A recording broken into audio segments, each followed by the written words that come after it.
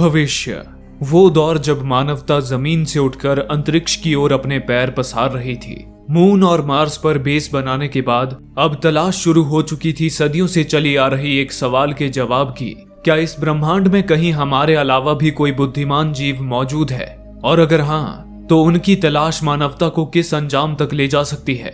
इसी जुनून और रंजिशों से भरे दौर में एक एस्ट्रोनॉट मेजर रॉय मैकब्राइड की सफलता आसमान छू रही थी। रॉय शांत, अनुशासित और पूरी तरह अपने मिशन के लिए समर्पित एक ऐसा इंसान था जिसके लिए काम ही उसका धर्म था। अपने मकसद के पीछे चलते चलते उसने अपने दोस्त, रिश्तेदार, अपना सुख सब कुछ खो दिया था। यहाँ तक कि वो अपनी पत्नी से भी धीरे धीरे दूर होता जा रहा था। लेकिन रॉय ने कभी जिंदगी को पीछे मुड़कर नहीं देखा। अपने काम के जुनून में उसने प्यार, दुख, खुशी, डर जैसे हर इमोशंस को अपने अंदर ही दफन कर दिया था। रॉय इंटरनेशनल स्पेस एंटेना में काम करता था, एक विशाल एंटेना जो धरती से सीधा अंतरिक्ष को छूता था। हर रोज की तरह रॉय आज भी उसी शिद्दत से अपना काम कर रहा था। इतने में ही अंतरिक्ष में कहीं से एक तेज ऊर्जा तूफान की तरह आई, जिससे उस एंटेना में शॉर्ट सर्किट हो गया और एंटेना के ऊपरी हिस्से में धमाके होने लगे। एस्ट्रोनॉट्स के सूट में पैराशूट लगे थे, इसलिए बाकी सारे एस्ट्रोनॉट्स डर के मारे फौरन वहां से नीचे कूद गए। पर रॉय ऐसे हालात में भी बिल्कुल शांत था। एंटेना को ज्यादा नुकसान ना पहुंचे, इसलिए उसने पहले एंटेना का पावर स्विच बंद किया और फिर उसने भी अंतरिक्ष से धरती पे छलांग लगा दी। नीचे आते हुए उसने अपना पैराशूट खोला तो एंटेना के नीचे गिरते मलबे ने पैराशूट पे छेद कर दिया। अब अगर रॉय का जरा सा भी संतुलन बिगड़ता तो उसकी मौत तय थी। लेकिन रॉय बिल्कुल भी घबराया नहीं। वो संतुलन बनाता हुआ सही सलामत आराम से नीचे उतर आया। कुछ समय बाद मेजर रॉय को उसकी कंपनी स्पेसकॉम की एक सीक्रेट मीटिंग में बुलाया गया। वहां कुछ बड़े ऑफिसर्स मौजूद थे जिन्होंने रॉय के जज्बे की सराहना की। लेकिन रॉय को यहाँ बुलाने का उनका असली मकसद कुछ और ही था, कुछ ऐसा जो रॉय के होश उड़ा देने वाला था। जनरल ने बताया, 11 दिन पहले हमारे सोलर सिस्टम के सबसे आखिरी ग्रह नेपच्यून के पास एक तेज ऊर्जा विस्फोट हुआ। उससे निकले हाई एनर्जी पार्टिकल्स पूरे अंतरिक्ष में फैल गए और लहरों की तरह बहते हुए सीधे पृथ्वी से टकराए। इस पावर सर्ज ने दुनिया भर में तबाही मचा दी। कई लोग मारे गए, पावर प्लांट्स नष्ट हो गए और कम्युनिकेशन सिस्टम बंद पड़ गया। यही झटका इंटरनेशनल स्पेस एंटेना तक भी पहुंचा था, जहां शॉर्ट सर्किट हुआ और रॉय की जान जाते जाते बची। जनरल ने चेतावनी दी, ये पावर सर्ज हर दिन और तेज हो रहा है और आगे आने वाला खतरा इससे भी ज्यादा भयानक होगा। रॉय ने सवाल किया कि आखिर वो पावर सर्ज निकला कहां से था। तब जनरल ने रॉय से पूछा, तुम लीमा प्रोजेक्ट के बारे में कितना जानते हो रॉय? रॉय ने कहा, लीमा प्रोजेक्ट 29 साल पहले एक ऐतिहासिक मिशन था, जब पहली बार इंसानों को डीप स्पेस रिसर्च के लिए हमारे सोलर सिस्टम के पार भेजा गया था, दूसरे ग्रहों पर इंटेलिजेंट एलियन लाइफ के सबूत ढूंढने। इस मिशन के कमांडर मेरे पिता थे सर, कमांडर क्लिफर्ड मैकब्राइड। लेकिन मिशन के 16 साल बाद ही उनकी शिप लापता हो गई। ना क्रू का कुछ पता चला और ना ही कोई डेटा मिला। शायद वो सब मारे गए और मेरे पिता भी। उसके बाद से ही डीप स्पेस मिशंस बंद कर दिए गए। लीमा प्रोजेक्ट के बारे में मैं बस इतना ही जानता हूँ। लेकिन तभी जनरल ने कहा, रॉय, हमें लगता है तुम्हारे पिता मरे नहीं हैं। रॉय सन्न रह गया। जनरल ने बताया, तुम्हारे पिता की ship Lima project anti matter energy source से चलती थी, दुनिया की सबसे ताकतवर और सबसे खतरनाक ऊर्जा। हमारा मानना है कि ये जो पावर सर्ज यानी ऊर्जा के विस्फोट हो रहे हैं वो सीधे लीमा प्रोजेक्ट के एंटी मैटर रिएक्टर से निकल रहे हैं, शायद किसी गड़बड़ी के कारण। जनरल ने रॉय की तरफ गहराई से देखते हुए कहा, संभव है कि लीमा प्रोजेक्ट अभी नेपच्यून के पास कहीं मौजूद हो, लेकिन उसकी सही लोकेशन हमें नहीं पता और ना ही वहां से कोई जवाब मिल रहा है।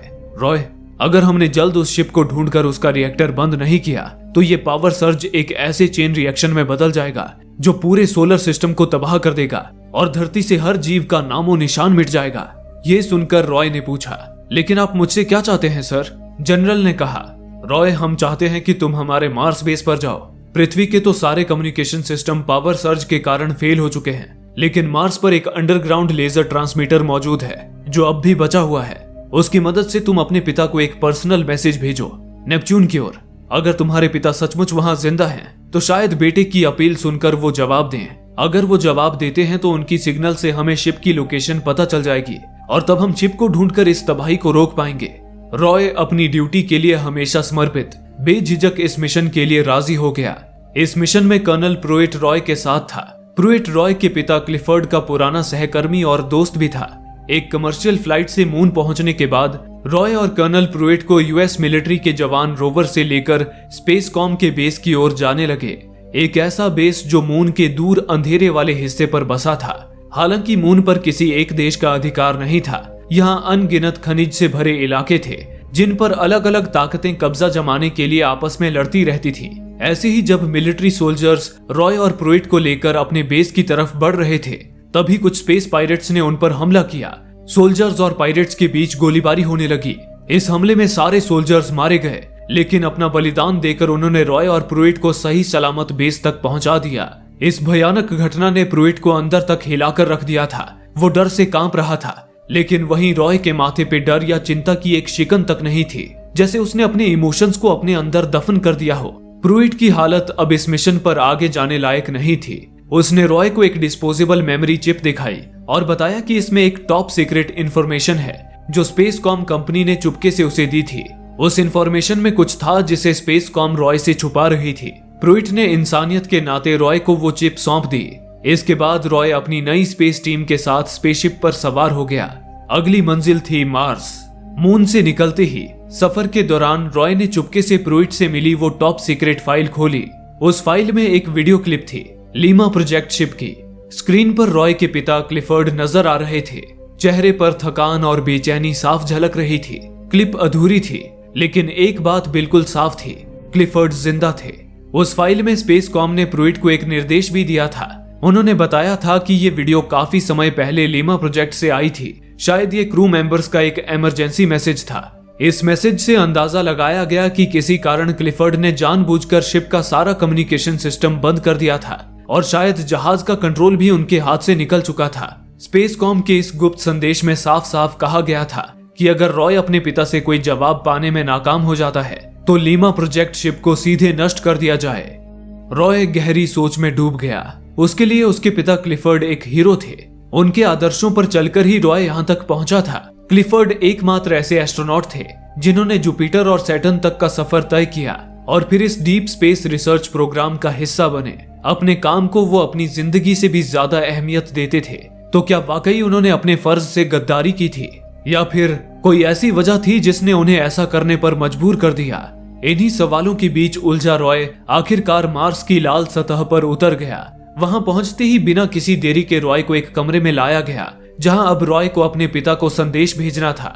रॉय मन ही मन दुआ कर रहा था कि उसके पिता का जवाब आ जाए ताकि वो उन्हें बचा पाए। संदेश में रॉय ने कहा, डैड, अगर आप सुन रहे हैं, मैं आपका बेटा रॉय आपसे बात करने की कोशिश कर रहा हूँ। शायद आप शिप का कंट्रोल खो चुके हैं। स्पेसकॉम को इन परेशानियों के बारे में पता है और उनका मानना है कि ये आपकी गलती नहीं है। वो चाहते हैं कि आप बताएं आप इन्हें ठीक करने के लिए क्या कर रहे हैं। वो ये भी कह रहे हैं कि अगर जरूरत पड़ी तो वो मदद करेंगे और आपको वापस लाने के लिए मिशन भेजेंगे। प्लीज इस मैसेज का जवाब दें। रॉय का ये मैसेज लीमा प्रोजेक्ट को ट्रांसमिट किया गया, लेकिन दूसरी ओर से कोई जवाब नहीं आया। रॉय ने दोबारा कोशिश की, लेकिन इस बार भी कोई फायदा नहीं हुआ। रॉय आज पहली बार बहुत ज्यादा भावुक हो गया। उसने अपने पिता से एक एस्ट्रोनॉट की तरह नहीं, एक बेटे की तरह बात की। बचपन के उन पलों का जिक्र किया जो उन्होंने साथ बिताया था। इस दौरान रॉय रो पड़ा। तभी रॉय ने देखा रिकॉर्ड रूम के बाहर बैठे टेक्नीशियंस के चेहरे पर आश्चर्य के भाव थे। ये संकेत था कि शायद उसके पिता ने जवाब भेज दिया है। लेकिन तभी स्पेसकॉम के ऑफिसर्स रॉय के पास आए और रॉय को इस मिशन के लिए अनफिट बताकर उसे वापस पृथ्वी पर भेजने की तैयारी करने लगे। मतलब साफ था, अब स्पेसकॉम लीमा प्रोजेक्ट को रॉय के पिता के साथ ही तबाह करने वाली थी।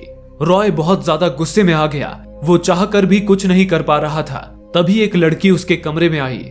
उसका नाम था हेलन लेंटोस और वो इस फैसिलिटी की डायरेक्टर थी। हेलन ने बताया कि उसके माता पिता भी रॉय के पिता क्लिफर्ड के साथ लीमा प्रोजेक्ट का हिस्सा थे, इसलिए उसे रॉय से हमदर्दी थी। उसने चुपके से रॉय को लीमा प्रोजेक्ट शिप की पूरी क्लिप दिखा दी, जिसकी छोटी सी झलक रॉय ने प्रूइट से मिले सीक्रेट मैसेज में देखी थी। क्लिप में रॉय के पिता स्पेसकॉम को एक भयानक जानकारी देते नजर आ रहे थे। स्पेसकॉम, मैं हूँ क्लिफर्ड मैकब्राइड, लीमा प्रोजेक्ट से रिपोर्ट कर रहा हूँ। हम इस वक्त हमारे सोलर सिस्टम के आखिरी छोर पर हैं, नेपच्यून के करीब। यहाँ एक दुखद घटना घटी है। हमारी टीम के कुछ लोग इतने लंबे समय तक घर से दूर रहने का मानसिक दबाव सह नहीं पाए। वे धरती पर वापस लौटना चाहते थे, लेकिन मैं ऐसा होने नहीं दे सकता था क्योंकि इससे हमारा मिशन खत्म हो जाता। उन्होंने विद्रोह किया और जहाज पर कब्जा करने की कोशिश में तोड़फोड़ की। मुझे सख्त कदम उठाने पड़े। मैंने स्टेशन के एक हिस्से का लाइफ सपोर्ट सिस्टम बंद कर दिया। इस फैसले में दुर्भाग्य से बाकी निर्दोष क्रू मेंबर्स भी मारे गए, लेकिन मैं वादा करता हूँ अपने मिशन से पीछे नहीं हटूंगा। मैं आगे बढ़ता रहूंगा जब तक बुद्धिमान एलियन लाइफ ढूंढने की मेरी तलाश पूरी न हो जाए। ये खोज ही मेरा जीवन है और मैं इसे किसी भी कीमत पर जारी रखूंगा। ये मैसेज देखकर रॉय रो पड़ा। उसे यकीन नहीं हो रहा था कि उसके पिता इतना भयानक कदम उठा सकते हैं।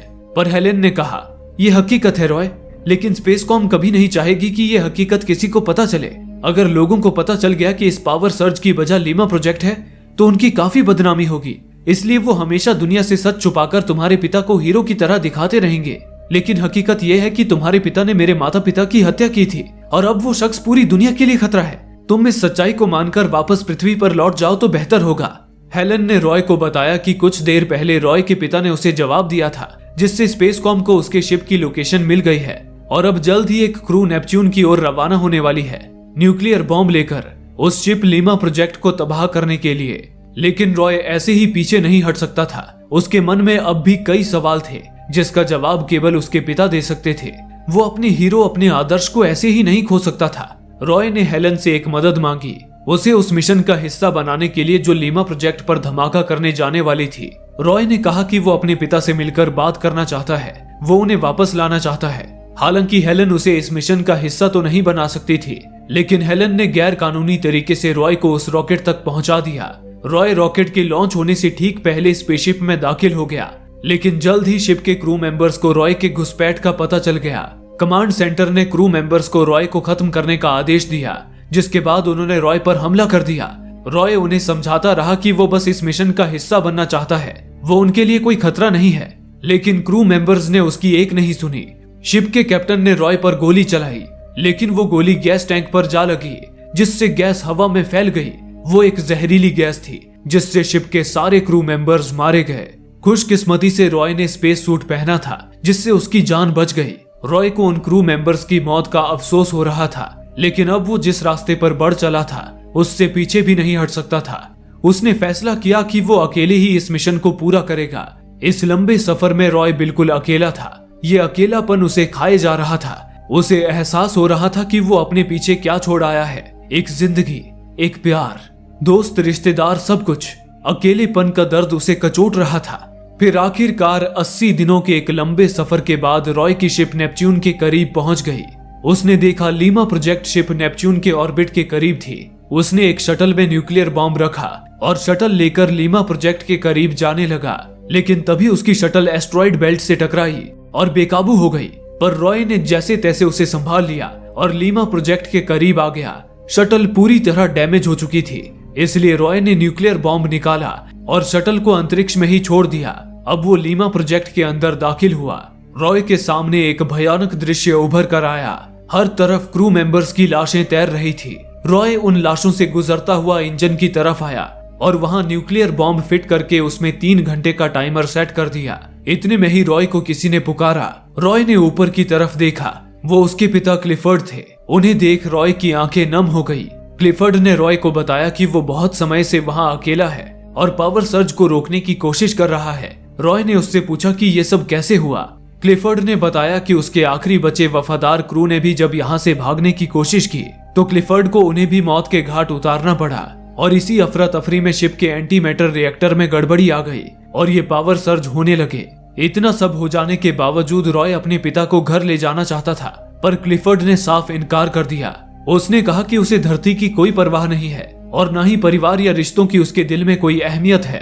अब ये अंतरिक्ष ही उसका घर है। उसने स्वीकार किया कि उसने जानबूझकर रॉय की मां को विधवा और रॉय को अनाथ बना दिया, क्योंकि उसका मिशन, उसकी जिंदगी का मकसद था। भले ही उसकी टीम साबित कर चुकी थी कि ब्रह्मांड में पृथ्वी के अलावा कहीं भी जीवन मौजूद नहीं है, पर क्लिफर्ड को उनके सबूतों पे यकीन नहीं था। उसने जिद पकड़ ली थी कि जब तक वो इस ब्रह्मांड में किसी बुद्धिमान एलियन की खोज नहीं कर लेता, वो नहीं रुकेगा।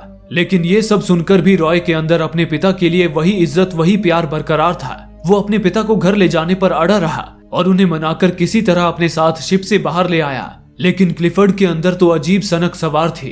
वो थ्रस्टर्स ऑन करके भागने की कोशिश करने लगा, लेकिन वो रॉय के साथ एक बेल्ट से जुड़ा हुआ था, जिससे रॉय ने उसे वापस खींच लिया। लेकिन क्लिफर्ड अब रुकने को तैयार नहीं था। वो रॉय से कहता रहा, मुझे जाने दो रॉय, मेरा घर अब यही है। उसी पल रॉय ने अपने पिता की आंखों में उस इंसान को देखा जो जीवित तो था लेकिन अंदर से मर चुका था। उसकी आंखों में ना प्यार था न पछतावा। रॉय ने स्वीकार कर लिया कि वो अपने जिस पिता को जीवित समझ रहा था वो मर चुके हैं। उसने उन्हें छोड़ दिया। क्लिफर्ड उड़ता हुआ अंतरिक्ष की गहराइयों में खो गया। रॉय एक पल को सोच में पड़ गया। आखिर पृथ्वी पर उसके लिए भी बचा ही क्या था? वो भी तो अपने पिता की तरह बिना प्यार, रिश्ते और भावनाओं के एक बेरंग जिंदगी जी रहा था। लेकिन अपने पिता से अलग उसके अंदर पछतावा था, अपनी पत्नी को खोने का, अपनी जिंदगी को खोने का। अब उसे प्यार, रिश्ते और भावनाओं की अहमियत समझ आ चुकी थी। जो रॉय कभी अपने पिता को अपना आदर्श मानता था, अब उसने तय किया कि वो अपने पिता की तरह नहीं बनेगा। वो वापस लीमा प्रोजेक्ट शिप पर आया। उसने शिप का एक पार्ट ढाल की तरह इस्तेमाल किया और एस्ट्रॉइड बेल्ट को चीरता हुआ थ्रस्टर्स की मदद से वापस अपनी शिप पर आ गया। धमाके से चंद सेकंड पहले वो नेपच्यून की ऑर्बिट से निकलकर पृथ्वी की ओर बढ़ चला। लीमा प्रोजेक्ट शिप के तबाह होते ही पावर सर्ज का सोर्स भी खत्म हो गया, जिससे धरती से एक बड़ा संकट टल गया। एक लंबे और खतरनाक सफर के बाद रॉय सही सलामत पृथ्वी पर लौट आया। स्पेसकॉम ने बदनामी के डर से इस पूरे मिशन को एक राज बनाए रखा, इसलिए रॉय पर कभी कोई कार्रवाई नहीं हुई। वो अपनी पत्नी से दोबारा मिला, लेकिन इस बार एक बदले हुए इंसान के रूप में। एक ऐसा इंसान जिसके अंदर अब सिर्फ प्यार था। रॉय का ये सफर भले ही अनंत अंतरिक्ष में हुआ हो, लेकिन असल में ये यात्रा उसके अपने मन के भीतर की थी।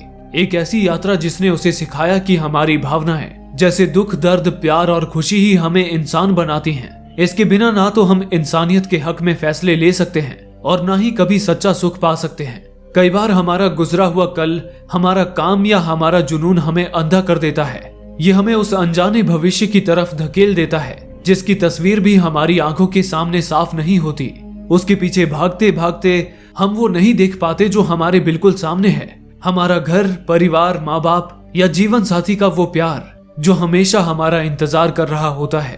और शायद हम सब, पूरी मानव जाति, हमारी धरती के साथ भी यही कर रहे हैं। हमारे पास एक हरी भरी जीवन से भरपूर धरती है, हमारा अपना घर, लेकिन इसे संवारने, बचाने और खूबसूरत बनाने के बजाय हम आसमान में नए ग्रहों की तलाश में भाग रहे हैं। हम भविष्य में नए ग्रहों पर बसने की कल्पना करते हैं, लेकिन इस स्वर्ग सी धरती को खो देने का हमें ना तो डर है, ना पछतावा और ना ही इसकी कद्र करने की फुर्सत। लेकिन अब वक्त है ठहर कर सोचने का और इस सच्चाई को स्वीकार करने का कि असली खुशी किसी नई चीज को पाने में नहीं, बल्कि जो हमारे पास पहले से है उसे देखने, संवारने और अपनाने में है। इसी संदेश के साथ कहानी यही समाप्त होती है। दोस्तों, कहानी पसंद आई हो तो लाइक कर दीजिए और आने वाली कोई भी वीडियो आपसे मिस ना हो, इसलिए चैनल को सब्सक्राइब करके बेल आइकन पर क्लिक कर दीजिए। फिर मिलेंगे एक नई कहानी के साथ। धन्यवाद।